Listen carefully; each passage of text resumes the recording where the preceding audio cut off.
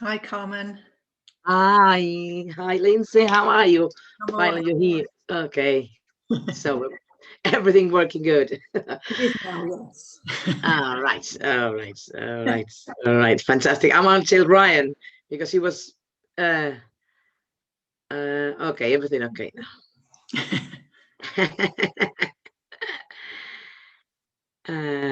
Have you had the opportunity of following any of the chats before the talks of anybody? No? I have. Well, I've been dipping in and out here and there. Hello. Uh-huh.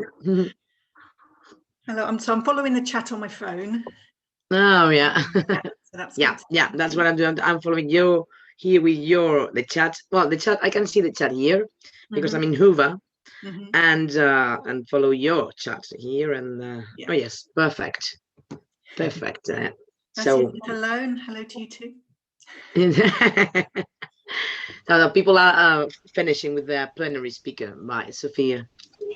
So once they finish, wait, inside. Hi, Lyndsay. Hello. It's Ryan here. Just double checking. You can see the breakout room options.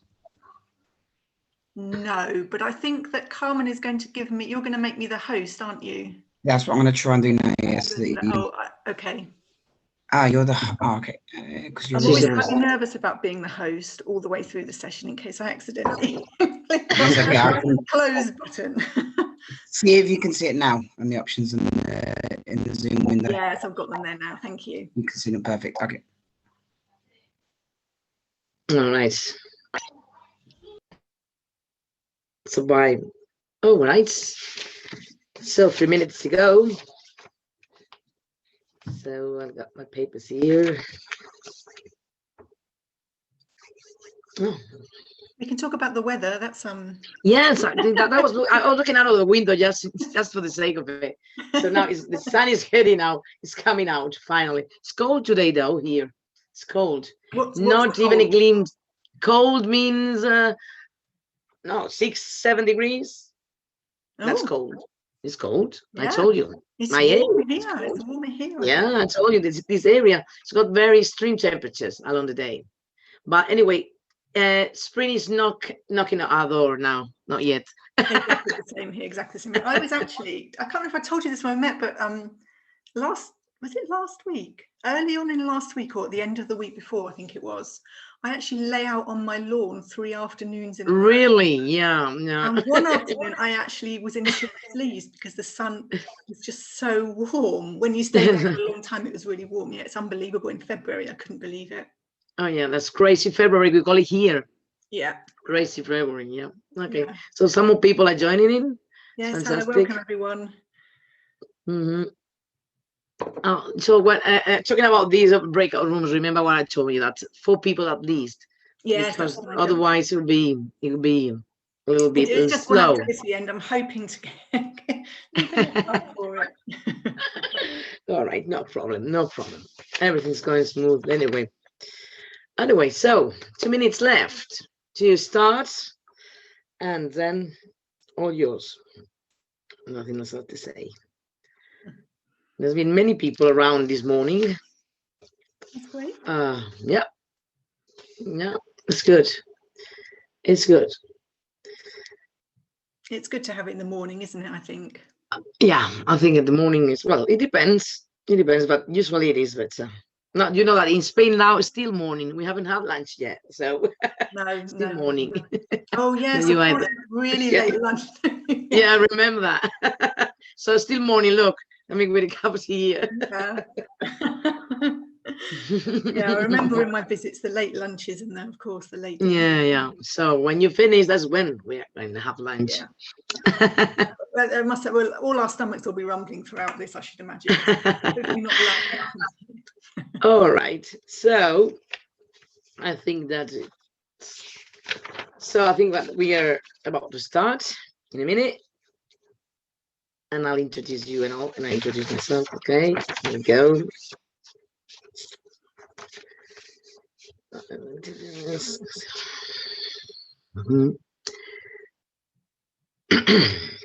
So here we go. So hello everybody, and welcome to today's session. My name is Carmen Arias, and I am area coordinator for TESOL-SPAIN in Castilla y León North. It's a big area, and so we divided it into parts, North and South. Right. On behalf of TESOL-SPAIN, I have the pleasure, the honor, and to introduce you and welcome to Lyndsay Warwick. She's going to give us a session called skills development, a formula for exam preparation. Lyndsay Warwick is a teacher trainer, and is a writer, is an author. She's based in the UK, and she's got more than 20 years experience in the classroom and outside of there as an author. She's a self trainer and has run courses for experienced teachers like me. I mean, she was my tutor a long time ago in 2011, I must say, in Cambridge. I had the pleasure to be under her experience, and she teaches on the topics of technology and has language learning, exam preparation, and train the trainer. And now she's the co-author of Pearson's new exam series formula. She's now writing for Pearson nowadays. As well, she's the co-author of a roadmap, Gold Experience, and Experts IELTS. So she's got her curricula is really good.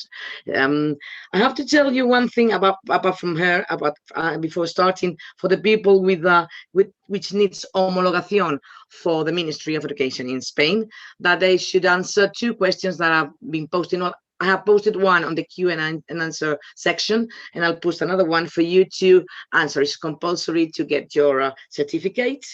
And then, so I think that's all. That now we are in the hands of Lyndsay, so it's up to you. And thank you very much for coming to TESOL-SPAIN, Lyndsay. My pleasure. Thank you for asking me, or allowing me to come, I should say.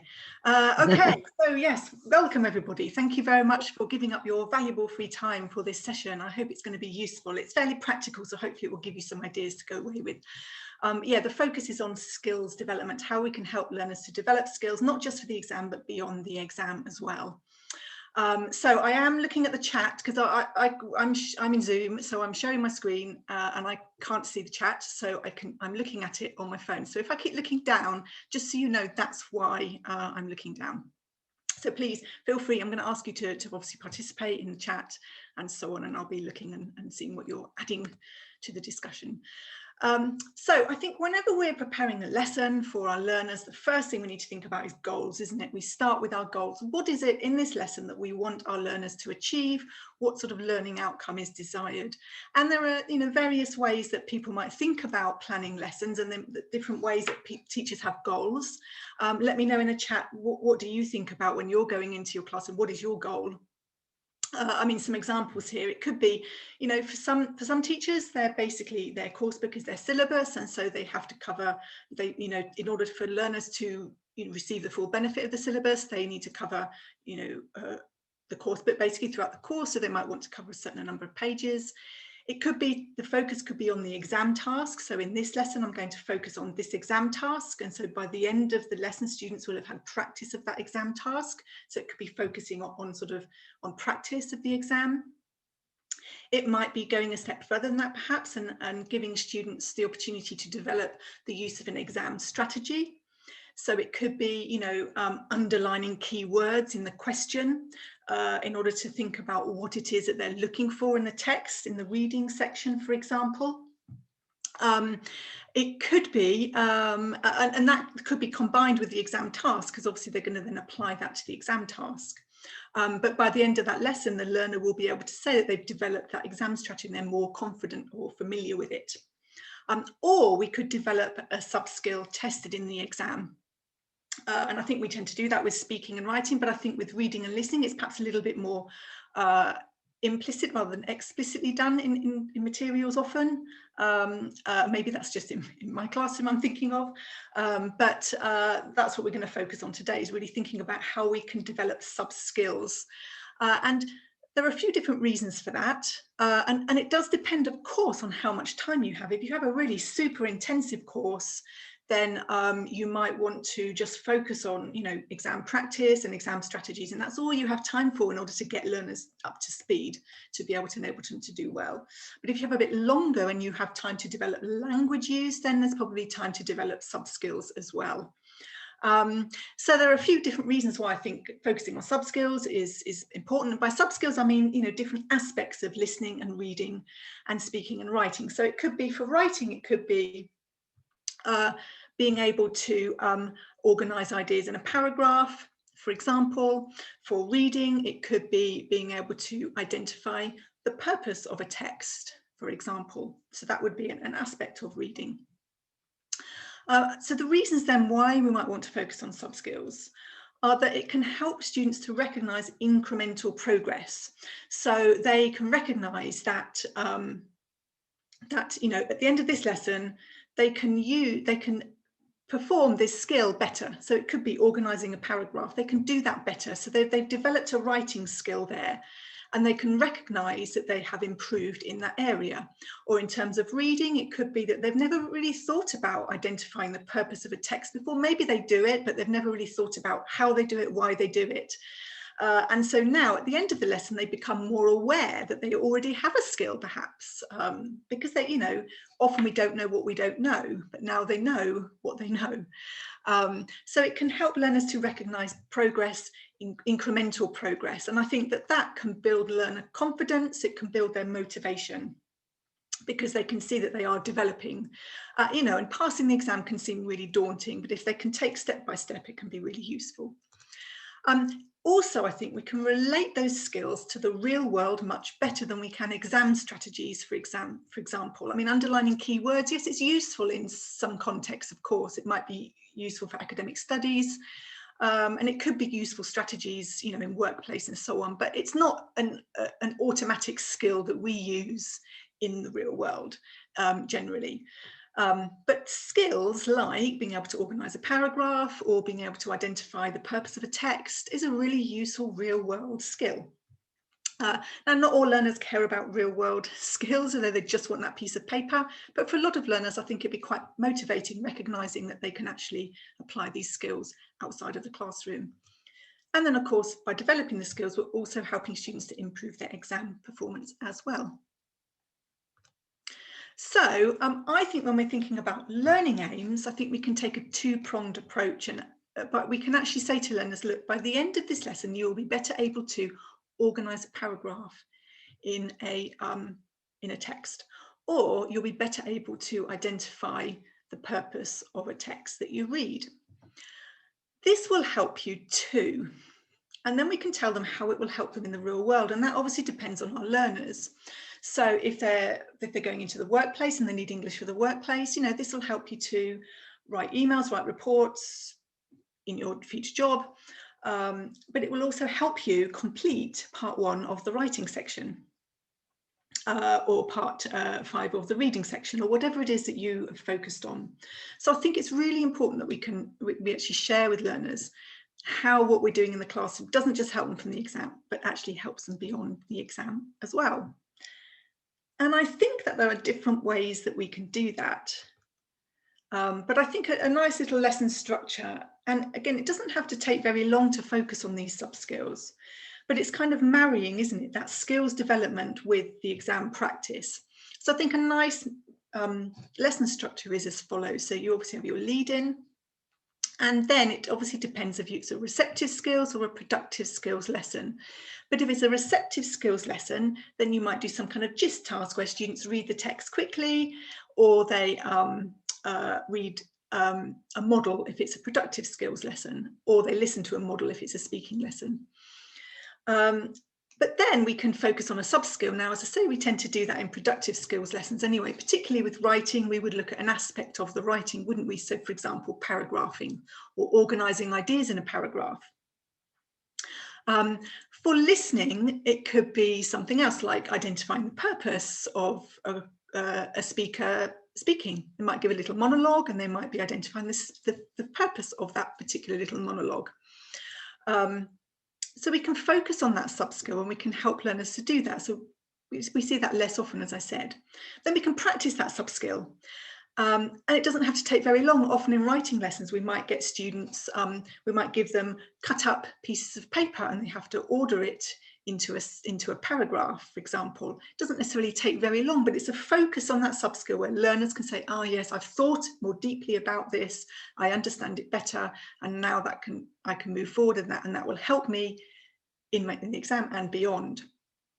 So we can practice that sub-skill, but it doesn't have to take very long, but we can take longer with it if we have longer, depending on our course. Is it a very short course or is it a longer course?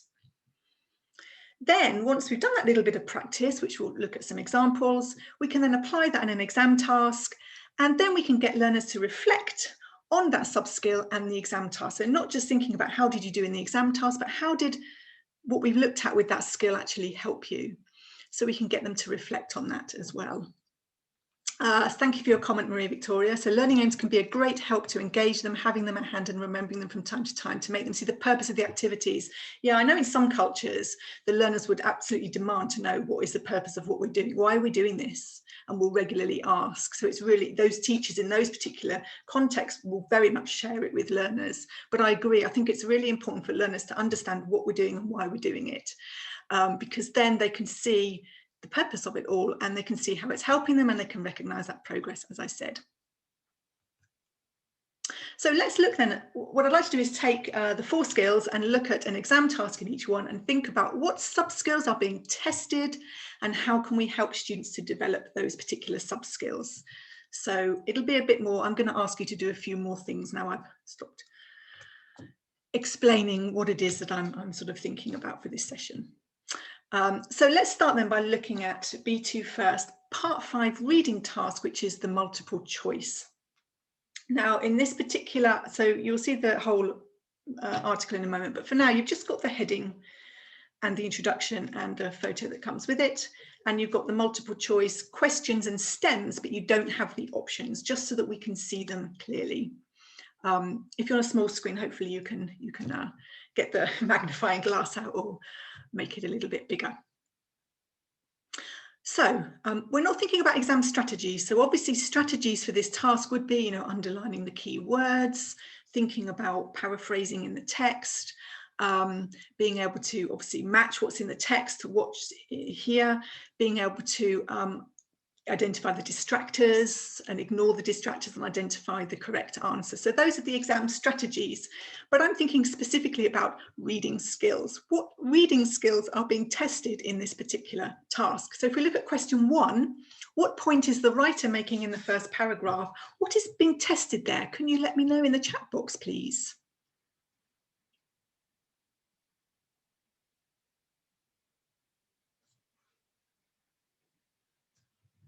What skill is being tested in question 1 here?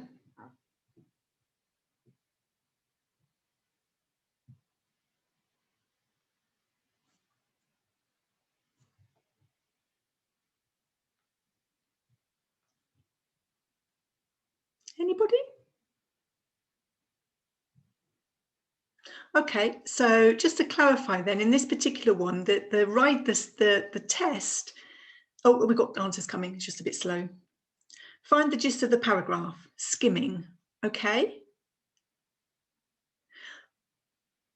Yes, it could be skimming, yeah, find the gist of the paragraph, exactly. So it's basically identifying the main point of a paragraph. I mean, it's identifying the main point. What about questions 2 to 6? Have a look at those, please. Well, I just have a little drink. And can you tell me what reading skills are being tested by those questions?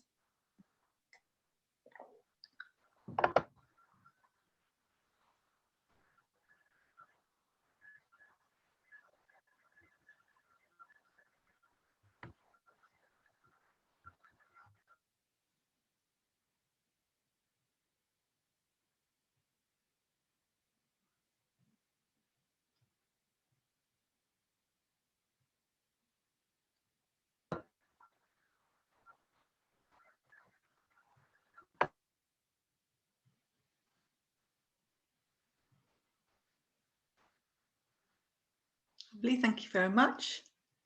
Thank you for your ideas. Yep, lovely. So we've got attitude, inferencing, specific information, overall gist, writer's intention. Yep. Writer's opinions, okay, writer's position, exactly. So I think question 2 is about how the writer feels, which to me is the same as attitude, which is the same as question 3. So the writer's attitude, the feelings about something. Then we've got, obviously, again, feelings about regret. Question 5 is about the writer's choice.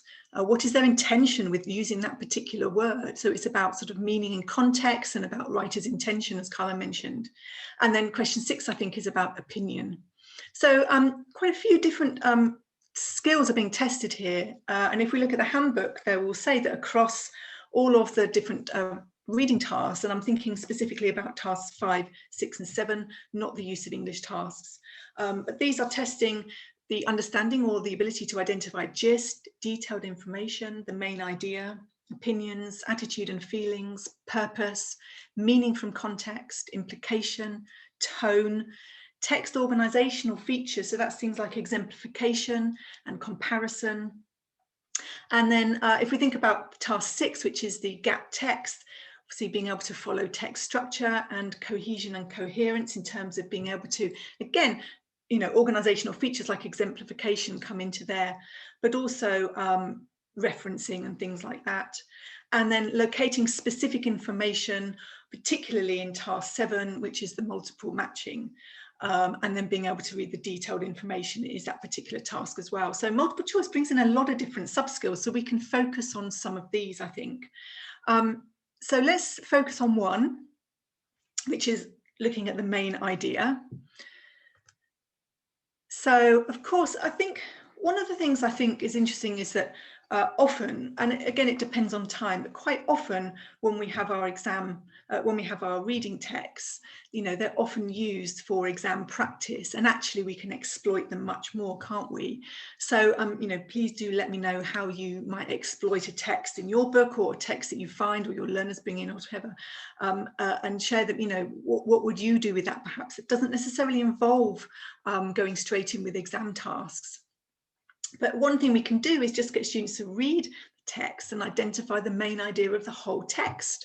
You know, what is the point of this text? And we could give them 3 choices, and then they actually identify those particular, or the particular idea which is correct, and they can obviously work in pairs, justify their opinions, or online they can share their ideas in the chat box, or we can put them into breakout rooms and they can chat there as well. So that would be one thing. And I also think it's really good to get students to react in some way to the text. Of course, they're not going to do this in the exam, but this is what we do in the real world. So before we even get into the exam task, we can get students to, you know, what did you learn? So this particular text is a nature photographer talking about unusual natural phenomena that he photographs. Now, it might not necessarily be a text that our learners would immediately choose to read, but actually we can use images with this. We can bring up some really nice images to engage learners in this particular topic. So we can bring them up beforehand, or we can get learners to find them throughout. So we can tease them. There are some nice things in here. Do you know what desert bloom is? It's an unusual natural phenomena. Do you know what the fire rainbow is? And we can get them to kind of learn about that, and then they can read it and learn. And, you know, they can say, what did they learn? What do they already know? They could talk about what got their attention in particular, maybe what lost their attention, to think about engaging tasks or you know, tasks, articles that are not engaging for when they write their own article.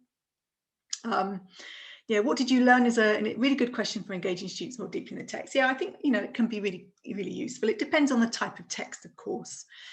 So we can exploit the text before we even get into more detail, I think. But of course, then we can go and look at a particular paragraph. So we know that in this exam task, they're going to be asked to identify the main idea in one of the questions. So that is a good focus to focus on in this particular lesson. So I've taken this paragraph and I'd like you to, well, can you tell me in the chat how can students identify the main idea of a paragraph? What can sometimes help them?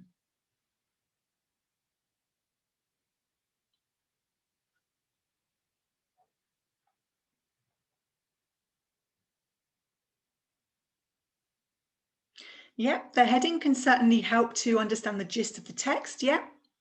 Punctuation, that's interesting. Karen, okay. Could you explain a bit more about that? How punctuation might help?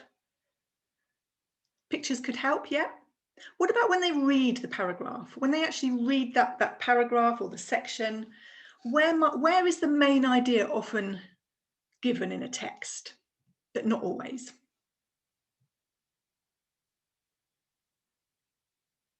Yep, keywords can certainly help, absolutely. Yep, so looking for the keywords to understand, certainly identify the topic, yeah. So Lola says the first sentence at the very beginning, the topic sentence, yeah.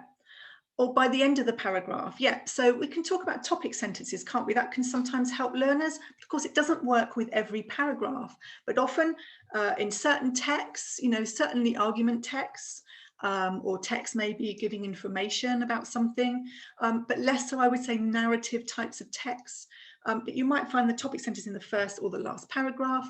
Can you read this text for me and let me know where you think the main idea is in this paragraph? So I'll give you a minute to do that.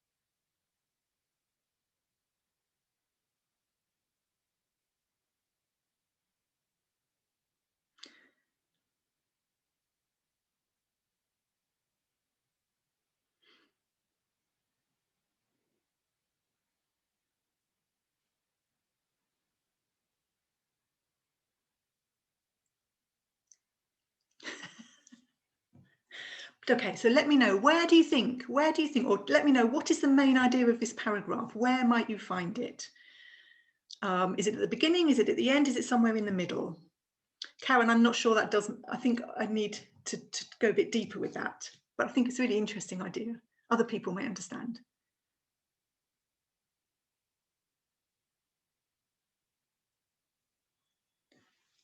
So far, we think that the main idea is in the middle of the text, and I would absolutely agree with you that it's, yeah, basically he's in the driest place in the world. He's in the Atacama Desert, and he's looking for this wonderful site known as the Desert Bloom, and that is basically the main idea of the text. So one thing that I like to do with students is to get them to actually read and summarize paragraphs. Now, not every single paragraph in the text, but it might be just, you know, the first 3 paragraphs, for example. We might talk about the first one, and then students do the next 2 on their own, and they identify the main idea. And obviously it's giving practice in that particular subskill, and we can talk about where that idea is given. Sometimes it's a case of summarizing the whole paragraph, but it just gets students to think about text a little bit more deeply, and develops that particular subskill. And then when they come to do that exam task, they'll recognize, I'm actually being asked here to identify the main idea. We've looked at it, we've talked about it, now I'm better able to choose the correct option, and they're able to do that. One thing that I've done as well is divide up the paragraphs. So students have already read it to maybe identify the main idea of the whole text. And now I might give, you know, student A a couple of paragraphs to read, and then tell their partner what the main idea is, and student B would do the same with another couple of paragraphs, and they would share ideas. So it's just a way of making it a little bit more collaborative as well. And obviously that can be done in a physical classroom very easily. It can be done in breakout rooms online. And actually you can get students, if you have a means of communicating, well, you can obviously have students at home working in breakout rooms and students in the physical classroom working in pairs there. That's probably the easiest way. Or they can be doing it via some kind of chat option. If there's only one student at home, for example, we don't want to leave them out. So that's something that I do with my students. Yes, Lara, yeah, in the middle, because the author said that Chile, there is a wonderful place. Absolutely, thank you. So that's focusing on the main idea. As I say, it doesn't have to take that long. It could just be that one look at that one paragraph, but students hopefully will think about it in a bit more detail. We could do it in future lessons as well. Now, if we think about detailed information, if we wanted to focus on students' understanding of detailed information, what can you think of an activity that we could do that might help students to actually to do that in the classroom, something that you might do to help students understand detailed information or check that they understand detailed information. Any ideas? Again, I'm going to give you a little bit of time to think about that. Let me know in the chat.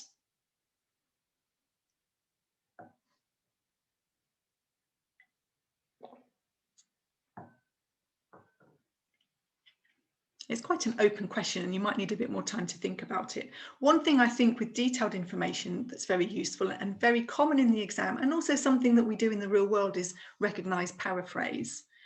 Predict, says Nifty, predict. Yes, so students can predict information that something that they know about, something they can use pictures, okay, yes, so they can predict. It can be quite difficult to predict very detailed information, but we could ask them very specific questions, couldn't we? And then they have to find the answers. It could be who, where, why, what, very simple WH questions. And then they go and find that detailed information. That would work quite nicely, I think, getting them to look at very specific parts of the text before they do the exam task. And that will hopefully help them to do that. Thank you very much. Paraphrasing is something that I think is very useful, but it is something we do in the real world. So, you know, I mean, I'm always watching something on telly and thinking, oh, I know that actor, what's he been in? Oh. And then, you know, or something like that. And I'll go onto IMDb and I start scanning for information, and then I'll start reading more detailed information. And, you know, I'm seeing if it matches what I know about that person. So I'm paraphrasing what I know with what's there. It is something that we do. So we can actually get them to paraphrase as well. And that is definitely something that I think is useful. So any paraphrase activities that you might do, please share them in the chat box. Yeah, paraphrase with deleted specific information which appears in the text. Okay, yep, so we can paraphrase information. Students have to fill the gaps with specific details. That would work. Absolutely, yeah. Keep them coming, thank you. So one thing that I think is quite useful is getting students to paraphrase parts of the text, because that's what's done in the exam task anyway. But it also is a useful skill when we're summarising a text for other people, we're telling people about you know, information we've read. It's a useful skill in the real world. So we can actually just create very simple questions. So this is the next paragraph in the text. And if you have a look at this, there are a couple of opinions. So it's mostly factual, but there are 2 opinions and there's 1 attitude expressed. So I've focused on one of the opinions and the attitude. So I've just simply said, what does the writer say about viewing a fire rainbow himself? So if you look in the middle of the text of the paragraph, you'll be able to find the opinion. So can you have a look? What does the writer say about viewing a fire rainbow? And by the way, I know you're probably going to want to go and Google what a fire rainbow is if you don't know, because I didn't know. But maybe first you can just have a look at the opinion. So what does the writer say about viewing a fire rainbow himself? Have a look, and how would you paraphrase it in your own words, starting from it? Can you share it in the chat box, please?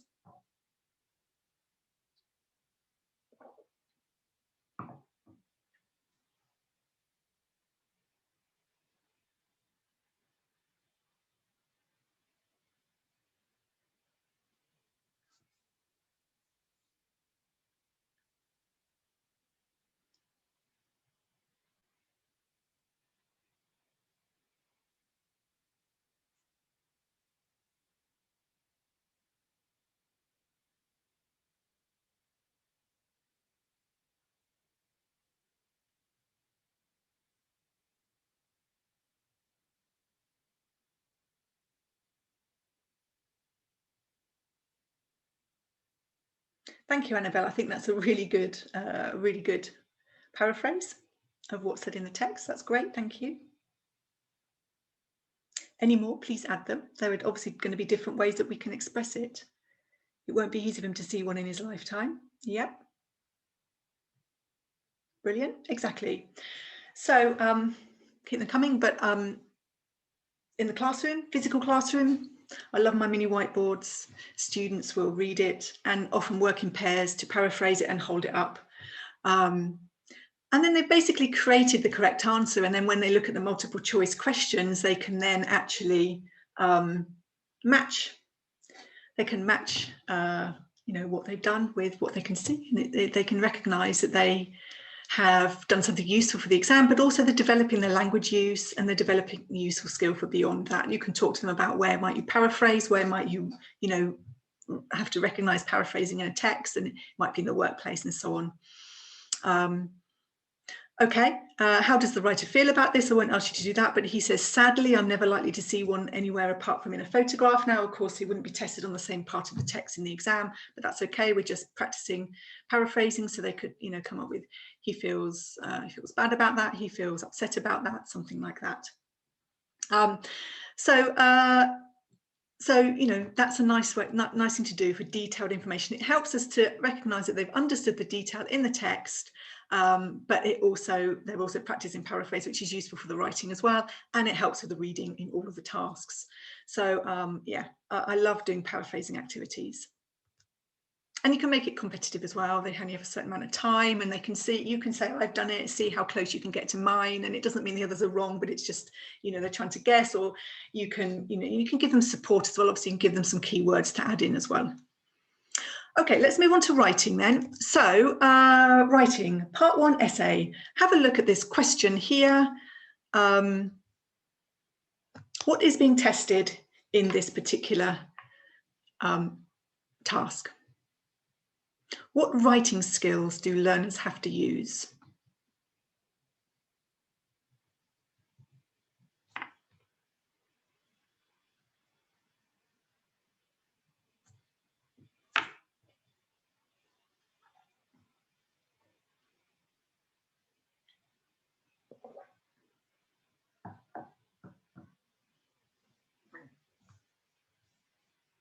So let me know in the chat box when you're ready. What writing skills do they have to employ to do this task?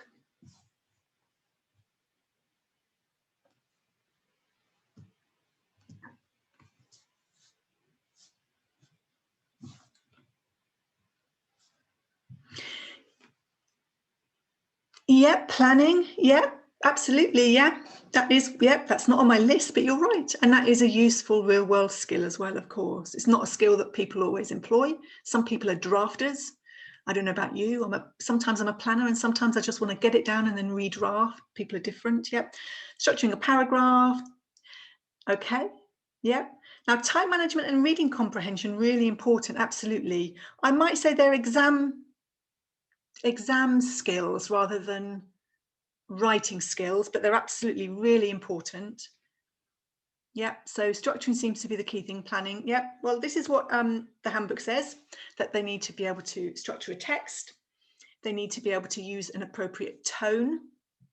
They need to be able to state opinions and support opinions, and also develop ideas, organize ideas, and link ideas. They also need to compare and contrast and draw conclusions. And I think there are other things as well that I might add to that. But I think those are the key things, for sure. And I think that, would you agree that I think often those things are developed? We regularly develop those. We might, you know, we use a model, and then we might focus on paragraphing, or we might focus on formal language, or we might focus on, you know, how to organize ideas in a paragraph, as we mentioned before. But let's think about how we might get students to state opinions and support opinions, and then develop ideas. And I think here what I want to focus on is maybe how we can help students with real world skills. So writing an essay is not necessarily something that all learners will go on and do beyond the classroom. I've got C1 advanced writing part 1 essay, it should be B2, sorry, it's my fault, I should change that. But it's fine, B2 or C1, it's the same task, to be honest. So how can we get students to practice their opinions and supporting opinions and organising ideas? Well, one thing that I do that I think is really nice is using a forum discussion. Now, this is assuming that students have already looked at a model, we've already talked about some of these things, but now we're going to actually practice doing them. So one thing that we do often is give our opinion, and we often do that online, and of course it's in writing when we do that. So discussion forums are really good. I like using Padlet, and if you use the Padlet that has the 4 columns, then you can create groups with your students. So it can be done out of class, it can be done in class. Basically, if you get students to work in groups, and you can, if you're doing it live in your face-to-face class, choose students that are sitting in different parts of the room, so maybe 3 students together, and you tell them which group they are, and they go on and they have a 5-minute discussion on a forum. It works particularly well online lessons, of course, because they're not together, and hybrid lessons as well, because it means they can all talk together at the same time. So students have a discussion and they're just doing it in normal language. The idea is generate ideas and just give their opinions on this topic.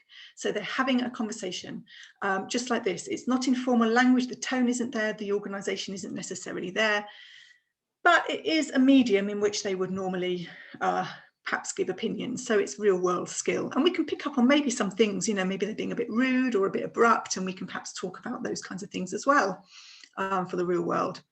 But then we've got our ideas. So then, I'm going to come on to that next. So then we can help students to organise their ideas in a paragraph. Now, what do you tell students? How do you advise students to develop their ideas and organise them in a paragraph? Do you have a particular formula for that that they use? Is there a particular structure that you suggest? It'd be great to hear your ideas in the chat box, because there are, of course, various ways of doing it. There's no correct way of organising a paragraph. We can look at different things.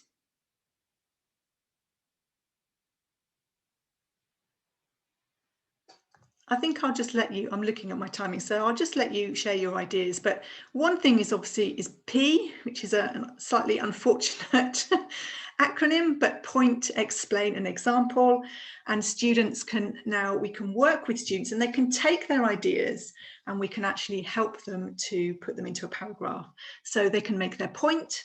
They can then explain their point, for example, with a reason, and then they can give an example. And they might not want to do that for every paragraph, because obviously, you know, you might want them to change it. They could have the example before the explanation. That would be absolutely fine. Yep, so Lara says also teaching linkers and connectors. So that's the next step, isn't it? Being able to connect those ideas. But we can actually help students to organise those ideas into that particular structure. So we can get them to look at their ideas that they've generated in the forum, and they can pick out a point that they'd like to make. They can pick out 2 points that they probably want to make in their essay: introduction, point 1, point 2, conclusion. They can pick out 2 points. They can think about how they're going to explain it and what their example might be in that particular thing, and then they can write their text. And all that comes from having written a forum, which is a bit more, you know, chatty. And we can also look at tone, of course. We can also get students to address tone as well. But I think P can be really useful for helping students to develop and organise their ideas. And I also think it's useful in writing to not just focus on the topics that are in the exam, but also topics that maybe learners like talking about in the real world and like chatting about online or, you know, with their friends. And so we can pick something that's useful. I remember probably, and this is a speaking task, but I remember doing a speaking task where I had a class of football lovers. So I was giving them 2 choices. So stand here if you think this is better, or stand here if you think this is better. Stand in the middle if you don't know or don't care. And I said Ronaldo or Messi. And there was some in the middle. And I said, okay, so now the ones in both groups, you have 3 minutes to persuade the students in the middle to come and stand on your side. So they dived into the middle and attacked these poor students in the middle, and were trying to persuade them that no, it's Messi, no, it's Ronaldo, and so on. And I couldn't stop them. I mean, it was the loudest, the rowdiest I think I've ever had a class with that particular activity. So, you know, that's the kind of activity topic that we can use, isn't it? So these are essay type questions that come up, and we can tailor them to fit our students and get them writing about things that are of interest to them. Because then that's going to be something that is more real world. They can express opinions on those particular topics. And at the end of the day, it's about developing thinking skills, isn't it? And if we want to give them exam practice, they are writing tasks, they're writing an essay. It's just on a topic that wouldn't necessarily come up in the exam, but it's motivating. So, for example, some people say that aliens landing on Earth would be a good thing. Do you agree? I mean, you know, if that engages your learners, then it would be a good thing to do. Or recently, a team have started to lose. Or started to do with their players? Do you think this change is good or bad? You know, something that will be of interest to them. And again, I think if we're getting students to write an email, why do we have to present useful language for students in an email? If we're getting them to develop the ability to invite or make suggestions, often in writing we focus on that particular language to develop their ability to do that in writing.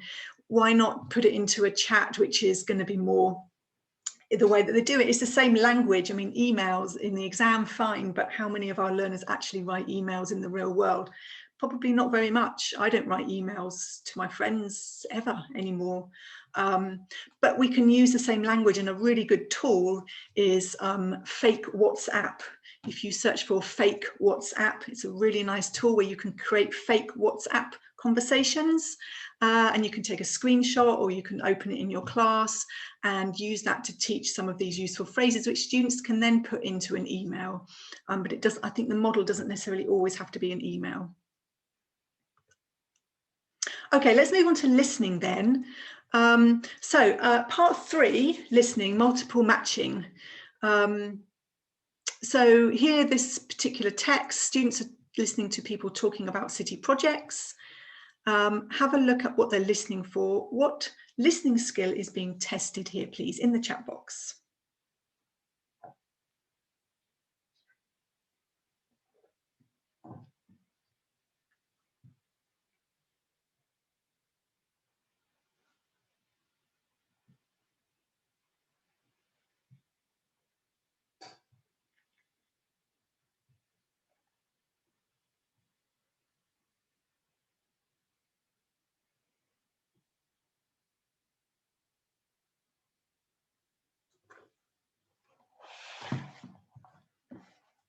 Ethan says gist.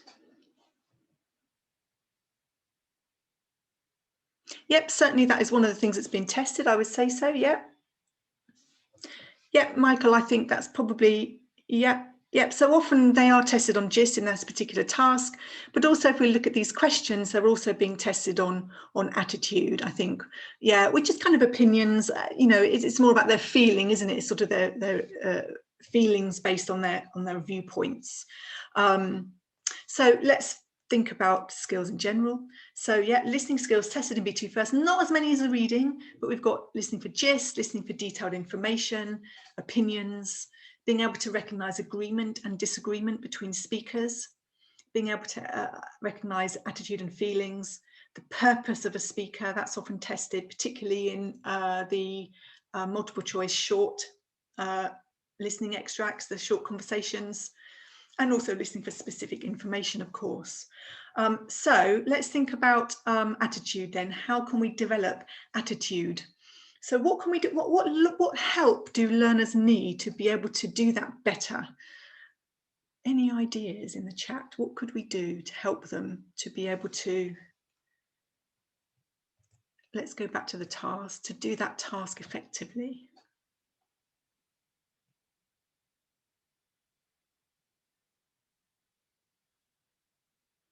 Yeah, Nifty said work in intonation, irony, yes.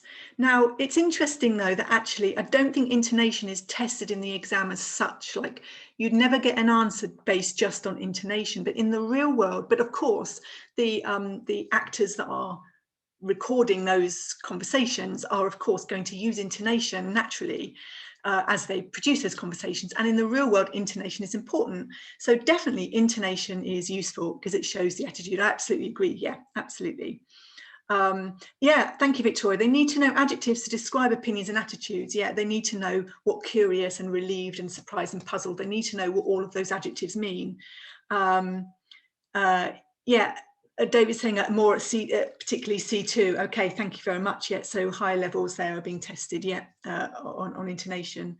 Yep, so they need to know the vocabulary first of all, but they also need to know how those attitudes, what kinds of phrases and language those attitudes are used in order to convey those attitudes as well. So a little activity for you. Have a look here.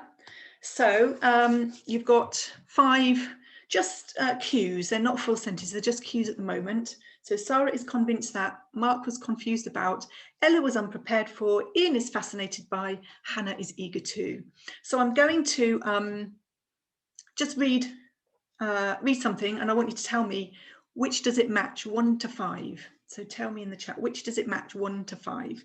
So I'm one of these people speaking, basically. Am I Sarah? Am I Mark? Am I Ella? Am I Hannah? Or am I Ian? One thing I find really interesting is, who am I? Yes, thank you very much. I'm Ian, yes. Thank you. Okay. I'd expected some issues, but I really wasn't ready for who am I now?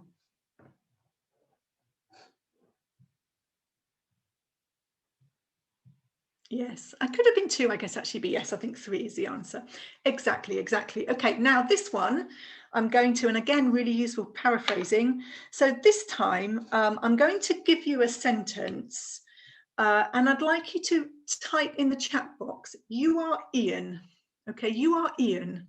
What did you actually say? What are your actual words? Okay, so I'm reporting what you said and I want you to tell me in the chat box what you actually said. Ian's fascinated by his cat's obsession with boxes. Ian is fascinated by his cat's obsession with boxes. What did you say using different words, please? Ian is fascinated by his cat's obsession with boxes.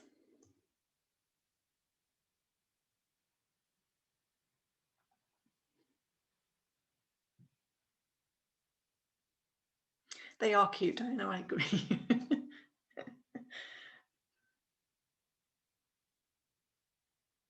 Exactly, exactly.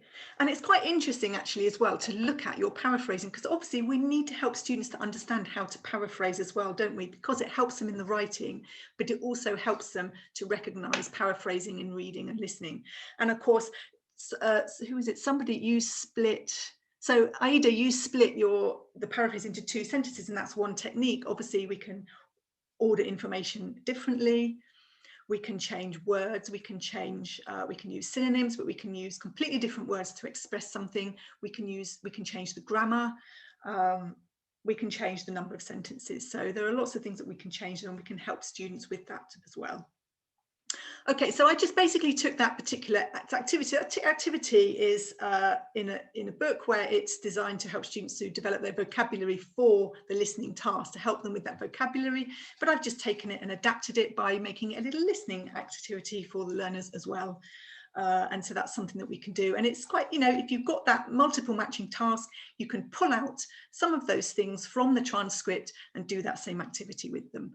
It doesn't have to take very long, 5 minutes, just to focus on attitude and, as I say, help students to work towards developing that skill. Okay, I'm just looking at the time, so I'm actually going to just very briefly, if we think about agreement and disagreement between speakers, similar thing, we can hear. So again, we've got students thinking about, look at those pairs of sentences, do the speakers agree or disagree? And we can turn that into a listening by just saying each sentence, and students have to say if it's agreement or disagreement. So it's not the most high-tech equipment. Let me do that in a proper actory way. So it's not the most high-tech equipment. I've seen more sophisticated gadgets. Learners listen and they say if it's agreement or disagreement. And of course, you can get them to do thumbs up for agreement, thumbs down for disagreement online, or if you've got students in class and out of class, it works the same way.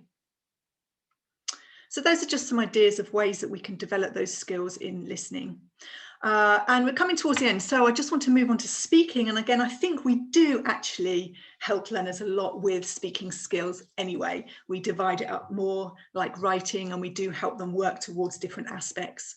So speaking part 4, we've got some of the discussion questions here.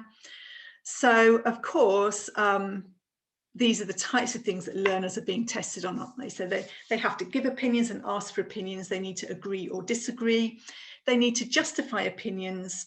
They need to speculate. They need to compare and contrast. And they also need, I think, this is me, I would put this in, they also need to be an active listener. And I think being an active listener is not necessarily that something that people are always good at. I'm not a particularly active listener. I'm the person that's thinking about what I'm going to say next. I'm going to hold my hand up and be really honest about that. So I think active listening skills can be really useful for the exam, because students need, if candidates show that they're listening to their partner and responding really well, it will, obviously it creates a more effective discussion. And also learners, especially as they go towards C1, they can actually respond more, they can pick out more what their partner said, not just say, yes, I agree because, but they can actually say things like, yeah, I agree with what you said about, and they can be very clear about that. So active listening, one nice activity for that is getting students to work in pairs, and one student answers a question or talks about anything that you think will be of interest, an opinion that will be of interest. That learner gives their opinion and gives their reasons why, and their partner just simply listens, and then afterwards they say, so what you're saying or what you said was, and they repeat what their partner said in their own words. I mean, they can repeat, they don't have to paraphrase, but they're summarizing it basically, or they're picking out the main point. And that's a really nice way of getting students to really listen carefully to their partner and get them used to listening to their partner and not just worrying about what they're going to say next. So that's something that I like to do with students, active listening, and also thinking about what active listening is. It's not thinking about what you're saying next, which of course in the exam to some degree you have to do, but it is also, listening and responding and being present in the moment with your partner. Okay, I'm going to hand over to you now we don't have, oh gosh, hang on, we've only got 4 minutes, haven't we? I'm not sure I'm going to have time to do that. No worries. There is some question here in the Q&A. Maybe Pablo was asking about particular webs for listening and speaking that you would recommend to practice. That's maybe one of the questions that arose here in the question&A that you couldn't see. That's maybe right. you can have any particular I can recommend. Yeah, any particular websites websites for listening and speaking. Yeah, I like ELLLO.org. Could you? I'm typing it in the chat box. Yeah, exactly. Yeah, exactly. Yeah. Now it is basically it's lots of short, authentic texts. There's a lot of adverts on the page. Obviously, the man who creates it has created. There's over 1,300 audio and videos on there. It is amazing. They're short. They're authentic because they're basically people from around the world talking about different topics. There's one that I like. I think it might be advanced, but it's do men cry in your culture? I mean, that's a really interesting topic. And so students can actually listen to the opinions and thoughts of those particular speakers, and there are usually transcripts and there are some little exercises with it as well, but they're really nice for short listening activities, and you can, like I said, pull out opinions and things like that. That can help, I think. That's useful. Okay, fantastic. That's okay. I don't know if there's anything else. Wanted to be mainly that one, because people have been saying things in the okay, so the reflection to finish. Yeah, no, I was just going to say no, but at the end of the lesson it's really useful to get students to reflect on how has this lesson helped you with skills that you can use in the real world, and how has it helped you with preparing for the exam. If we have that very clear skill in our mind when we're doing our lesson, then I think students can recognize that progress and kind of see what they're doing and how it's helping them, and I think that's really useful. So sure they do. That's how that let you know that the material I use is from, you mentioned at the beginning, Carmen, that it's from Reason's new exam book. And so, yeah, if you want to know more about that, because we do develop sub-skills in there. In fact, it's very flexible. You can use it for very super intensive courses and for longer courses where you can develop those sub-skills. So if you want to know more, please look there. But that's me done. Yeah. Are there any more questions, anybody?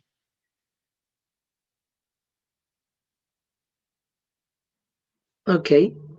So everything seems clear, though. So everything seems clear for all people. So I have to say thank you to everybody that's been here, listening attentively to you. And thank you very much, Lyndsay, for being with us in this particular year, in this particular time that we live in. And well, we do hope that next time we can meet face to face and tell you how our students are doing with their exams. No way. Yeah, that would be great. Yeah, I know. It's, I'm sorry I didn't get. I was just sorry I didn't get onto the breakout room. It would have been nice to have heard your views. Oh yeah. But sorry. No problem at all. Really, no, not at all, not at all, not at all. That for me is a pleasure to see you around, and preparing new, fresh ideas for our students. So that's fantastic. Really, it is. Thank you very much, Lyndsay. Thank you very much. Enjoy your day. Thank you all. You too. Bye bye. Thank you. Bye bye.